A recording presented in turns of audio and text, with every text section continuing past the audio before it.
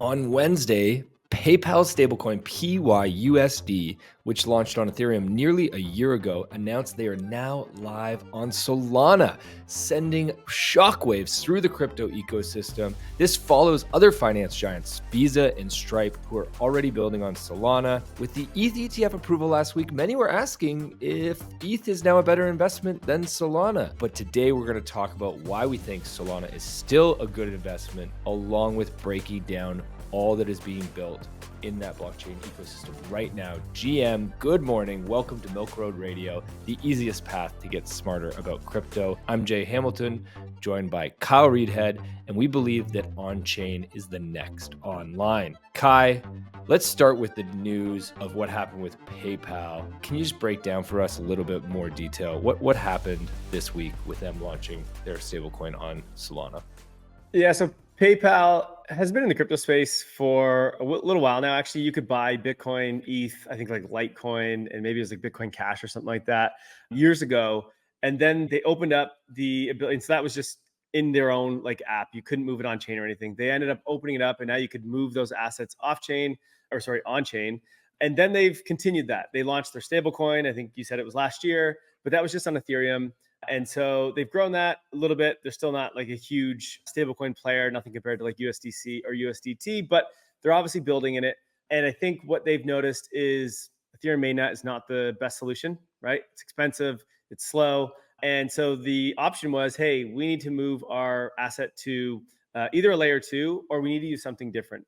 And what they decided on was to launch on Solana, which I think is a really big deal. I mean, Stripe, Visa have already launched there and are already building on there. Solana seems to be the place that these big, the biggest fintech companies in the world, Stripe, Visa, and PayPal, have sort of all decided like, hey, we need fast payments.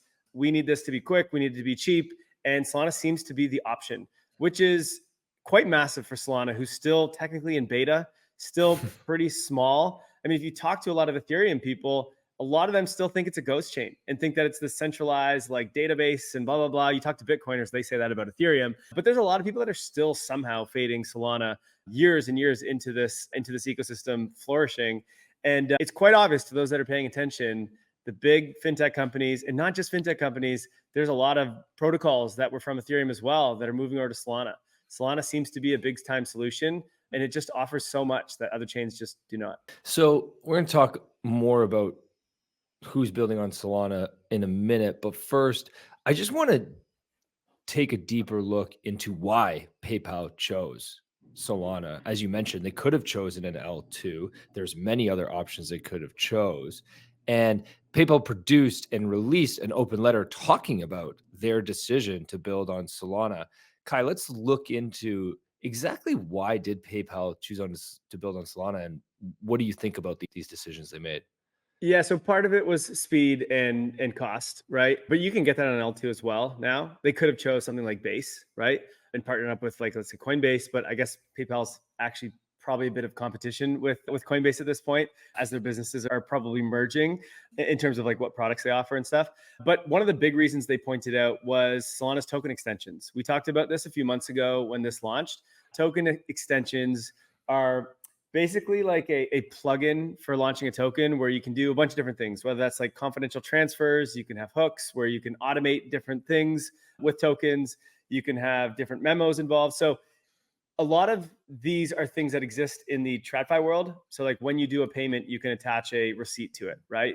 Seems kind of obvious. We do this always with Stripe. Whenever a payment happens, all of a sudden you get an email with a receipt. Well, those kind of things don't really exist in blockchain, but need to if we want this to go mainstream, if we want businesses to use this. And same with confidentiality, right? We can't just put everything on chain and just everything be public. Businesses can't pay their employees if it's just completely public, right? So there are a lot of nuances with what we're doing on chain here, and token extensions really helps with that. And that was one of the big reasons that PayPal said they actually launched on Solana. One was for confidential transfers. So it's not that every transfer of this is private. There's just components to it that is transfer hooks, which allows it to be programmable, so they can do different things with this with PYUSD on Solana. And then, as I mentioned, memo fields, which is basically allowing to attach information along with the payment or the transfer. So a lot of functionality that's sort of just like built in, and it's like one-click option with token extensions rather than having to go and build that themselves. So pretty cool what Solana's built, and obviously it's working. Amazing to see. And PayPal's not the only one that is impressed with what Solana has built. We mentioned earlier in the show, Visa and Stripe also already building on Solana and have been building on Solana for a while. Let's just talk a little bit about what they're doing. Yeah, I think stablecoins and payments is, and we've said this a ton over the years, is probably going to be the biggest use case that exists on blockchain, at least in the next few years. I think it's the thing that's going to onboard the most people on chain. And the question is, where's that going to happen, right?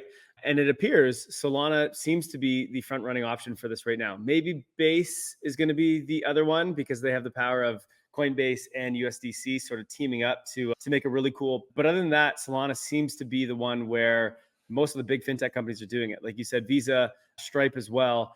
And so, I mean, Solana has something called Solana Pay, which is basically you can scan a QR code and pay with, I think it's with USDC and with Sol through it. And it's super seamless, super fast, super easy. But I think the thing that people need to understand is I don't think that the way that payments and stablecoins goes mainstream is us using a wallet like Phantom and then like scanning a QR code to pay. It's going to be built into the apps that we're already using, whether that's PayPal or Venmo in the US, or it's Revolut in Europe, or whatever other payment systems that we use. And so it's going to be what we always call the DeFi mullet. It's going to be fintech in the front and then blockchain in the back. And Solana seems to be the one that's pushing this forward the most. And so Stripe, same ideas. You can pay using Stripe, and you can now use USDC through Stripe, which exists on Solana. And so again, I think these big fintech companies are going to build the next sort of use cases, which will all revolve around payments. And they're going to be using stablecoins like USDC. Maybe it's PYUSD. I don't know. It doesn't have the biggest adoption just yet. But I mean, PayPal has how many merchants? Like hundreds of thousands, maybe probably millions of merchants. And so the moment they turn that switch on and they say, hey, merchants, use this stablecoin and you save X% on every transaction that comes in, they're going to just flood to that. And that's going to teach well, it doesn't even have to teach the users because the users will already just be using PayPal. And so instead of them using US dollar, just under the hood, it's a stablecoin. And the users might not even know it. And so it's kind of a win-win for everyone. And it makes the onboarding just so simple.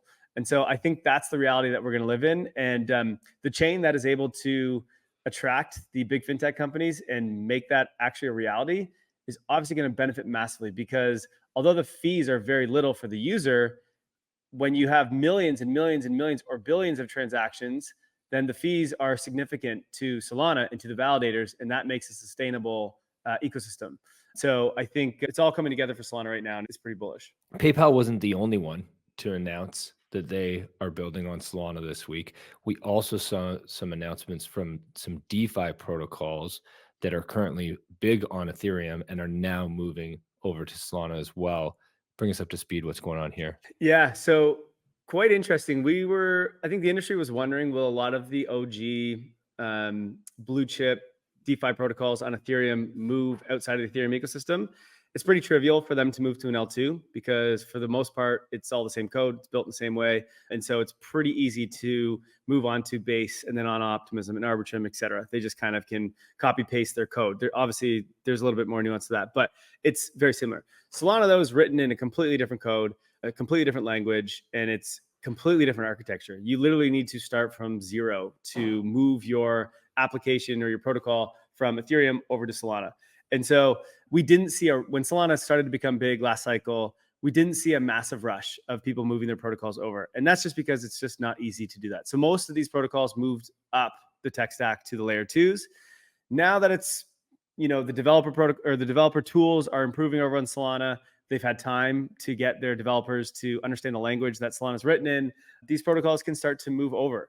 And we're seeing it happen. And why is it happening? Well, because there's a lot of users on Solana. There's a lot of activity. There's a lot of transactions. Not a lot of TVL, but it's growing. And so GMX was the big one this last week. And they're a big derivatives exchange that came from Arbitrum. And they announced they are now moving over on Solana. which, I mean, when you're using derivatives and you're, using perps and things like that, you want a very fast blockchain. This thing couldn't exist on Ethereum, but it can exist on Arbitrum, for example. So they've moved over. I think Layer 0 has moved over just recently. And then there's also been talk from some of the biggest ones like Athena, Aave, Pendle. These are some of the biggest applications on Ethereum, and all of them are talking about moving over to Solana as well. So it's not just the fintech world that's seeing this. It's those that come from Ethereum, which are the ones that are the decentralization maxis that really care about this kind of stuff. A lot of ETH people, that's what they hate on Solana for, but I think they're missing the bigger picture here. And Solana just continues to improve, continue to become more decentralized, continuing to just become a better execution layer. And so the protocols are noticing, and I think it's a smart move for them to move over to Solana. And just to be clear, are these protocols and even PayPal, which are already active and have massive business and flow happening on Ethereum, are they moving over as in stopping what they're doing on Ethereum and moving over to Solana, or are they just adding on Solana on top? They're just adding on. Yeah. So it's not a, this is the one thing I think people need to understand in this space. It's not a black or white, right? It's not winner takes all. It's, I think Ethereum and its L2 ecosystem is going to do extremely well. And a lot of these applications are going to remain on there. I would bet GMX continues to expand across more than just Arbitrum at some point too. Maybe it already is. I actually don't know. But now it's also Solana. There are, big ecosystems on both. There is liquidity on both, and you want to be able to tap into both of that. And so PayPal is not stopping on Ethereum. I would bet PayPal eventually launches on the layer 2s as well. And same with GMX, et cetera. So they're kind of just expanding. That's all it is. They're not getting rid of the other ones. Thanks for clarifying. Okay. As we step back, I think on a week like this, when Solana is getting so much positive attention and so many things are being announced, you kind of have to ask, why is everybody moving on Solana and why is it happening now? Any insights? Yeah, I think one of the things that you need before you start to deploy your business on top of some sort of ecosystem is you got to understand the risks, and you need to make sure that that technology is battle tested. And Solana was around last cycle. It did really, really well, but it had never been battle tested. It never made it through a bear market. It never went through these, 80, 90% drops in price, a bunch of people leaving the ecosystem. And Solana battled through. It went through similar to what Ethereum went through in the bear market of previous, which was it looked like it was going to die. Everyone was kind of writing it off and was like, this is the end for it, especially when FTX collapsed. And Solana, their community, you got to give them credit. They battled through, and they just continue to ship new products. They've continued to improve the blockchain. They've continued to launch new services and developer tools. And there's just been a ton of new protocols and applications that have launched in Solana, and it's become a very legitimate ecosystem to build on now. It's essentially battle tested. Of course, it's not as much as something like Ethereum or Bitcoin, but I would say it's now been live for 3-4 years. It's been through a lot and it's shown like it's robust.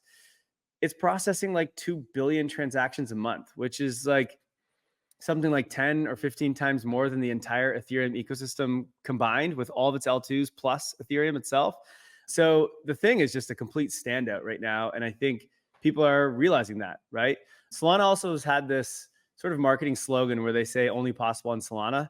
And that I've really been a big fan of since they launched that, because one, it's just easy for people to understand. And two, it's actually true.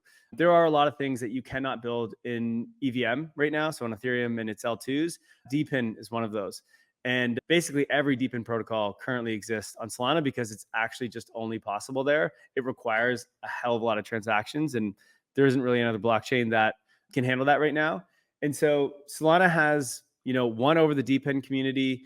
It apparently is starting to win over the stablecoin and payments community as well. And it's starting to win over the DeFi community. And so I think this is a trend we'll just continue to see. And yeah, I think it's just, it makes sense at this point in its journey. So a lot of people in our community, we had an AMA just the other day, which you absolutely crushed, Kai. Thank you for sharing and guiding the community through that. A lot of people are asking, since the ETH ETF, should I be selling my soul and buying more ETH? Selling your soul? I've already sold it, man. It's gone long ago. Yeah, look, I think we did get that question a ton in our Discord. I've seen it on Twitter a lot too. I think ultimately good things for ETH are good things for Solana. They're both smart contract platforms. And so getting the approval of an ETF for Ethereum is extremely bullish for Solana too. Now, one thing I would say is obviously when this thing goes live, Ethereum is going to actually get the flows. Solana doesn't get those flows, right? These are TradFi flows. These are, I don't know, people with retirement accounts that just, they can't move that stuff on chain because it's in an RSP or a Roth IRA in the US, et cetera. And so that money just like is stuck on TradFi rails, and it now can move into Bitcoin with that ETF, and now it can move into ETH. So obviously it will get those flows, and that's going to be really bullish for Ethereum. So that is a big deal. And those flows won't move down into Solana because it's kind of just stuck in there. And so one day maybe Solana will get its ETF, which I think will happen, but we're ways away. So Ethereum might outperform when it gets this approval, or not when it gets the approval, but when it actually goes live. But ultimately, if you look at the market caps or the fully diluted valuations of Solana and Ethereum, Solana is worth like 1/5 of Ethereum or close to. And so a lot less money is going to move Solana a lot more than Ethereum will, which is why, same thing, idea of why we are bullish Ethereum. It doesn't need as much money to move the price like Bitcoin does. Solana is the same now with ETH. So you can think of Solana as like a beta play to Ethereum. And so when you see something like an ETF happen to Ethereum, it's like, well, Solana's next up. It's coming soon too. And so I'm still extremely bullish Solana. I obviously hold both ETH and Sol and have continued to actually increase my Sol in terms of my allocation share in my portfolio. And so, yeah, maybe short-term ETH outperforms for a little bit, but ultimately like this cycle, I still think Solana just dominates Ethereum. So one thing that's super exciting that is happening right now is we have opened up the Milkman's portfolio. Kai, is the Milkman holding Solana? Of course. So I think our second biggest holding right now. So yeah, the Milkman holds a lot of it. Fantastic. And so this is really exciting because we are going to open up the Milk Road Pro portfolio, which the Milkman manages himself. And we're going to allow others to see what is in this portfolio. So if you're wondering what's in this portfolio, well, it's a list of all the Milkman's investments, percentage allocation of each asset, and we're sharing it with you. Anybody can see this. Anybody that's pro, you got to be a Milk Road Pro member first. So you got a link in the show notes if you want to go pro and you want to see it. And we'll also have context of why each of these assets is in our portfolio. So it's not just a breakdown of the assets in our portfolio, it also explains our thesis behind each one of these assets. Kai, so this is super exciting, and I think something that the community is really going to enjoy. What are your thoughts? Yeah, I mean, we've been writing pro reports for almost 2 years now. Maybe it's a year and a half, and it's been great. People love them. I think they're really, really useful, and they break down the case of what's going on in markets, what's going on with certain protocols and tokens, et cetera. But it didn't really put everything all in one place, and so we always got questions like, "What should my portfolio look like? Should I be buying this? Should I not be buying this?" And we figured, you know what? Let's just put our entire portfolio together. So it's the pro team, everything that they would be buying, and set up their portfolio. And we've put it all in one. And you can track it when we update, when we make changes, if we trade something, if we sell something, if we buy something, it's updated in there automatically. And so you can literally see everything we are doing this cycle with our portfolio. So it couldn't get any easier for you to do well this cycle in crypto. We're trying to basically hand it on a silver platter that you will succeed this cycle. So that's our goal here with Pro Portfolio. And I know a bunch of the pro members are already super, super pumped about it. If you are not a pro member yet, highly recommend you become one because, well, you get to see updates on a daily basis on what we're doing with our portfolio. To be fair, we don't trade every day, so it's actually not daily. We're not that active, and I don't think most people should be. Neither should you be. Yeah, so just want to clear up expectations on that one. And so we teased two of the tokens in the portfolio, ETH and Sol. Probably not a surprise, but if you want to see what the allocation of each is, you're going to have to go pro to see. And then there's how many other tokens in their portfolio. We won't say what they are, but how many others are I think in there's there? about 11 or 12. Okay. And actually, generally, we would have a lot less tokens. But as I've talked about a bunch on the show, we believe we're sort of in the second half of the bull market, which is probably the most risk on moment. And so this is the time where we'll hold the most what I call application tokens. Others might call altcoins. This is the time where we kind of go down the risk curve. And so we have about 11 or 12, and we have a few on our watch list. So in this portfolio, we have a green circle, a red circle, a yellow circle. This is, you should buy this one, or we recommend buying this one. Yellow is just hold it. Red is we're currently selling it. And then there's white, which is we're watching this one right now. So we're thinking about putting a position on. And so we have a few of those coming because we plan to actually increase our risk over the coming weeks here and go further down the risk curve. So It won't always be that way, but right now we've got quite a bit of assets. Fantastic. I'm going to limit our risk with any regulators. This is not financial advice. Do your own research Well done. and make your own decisions. That is super exciting. Kai, thanks so much for joining the show again and breaking everything down for us. Absolutely. See you next time. In case you missed it, today in the news, BlackRock has updated their Form S1 for their iShares Ethereum Trust. ETH is the ticker. Now, according to Eric Bokunis, he is targeting a possibility of this ETF launching in late June or early July. Also in the news, Ethena Labs has launched USDe and sUSDe on the Blast L2 network, integrations with multiple Web3 protocols to offer new services. This will bring significant benefits for users in terms of rewards and leverage. We're big fans of Ethena and USDe here at Milk Road and love seeing them expand to Blast. Finally, Biden's re-election campaign has begun contacting crypto industry players to discuss the crypto community and policies. Not only that, they also hired a meme specialist. This follows Trump's recent activity as he has clearly become the pro-crypto candidate in the US, and Biden does not want to lose out on the crypto community, so he is quickly trying to catch up to Trump. All good news for all of us and our bags.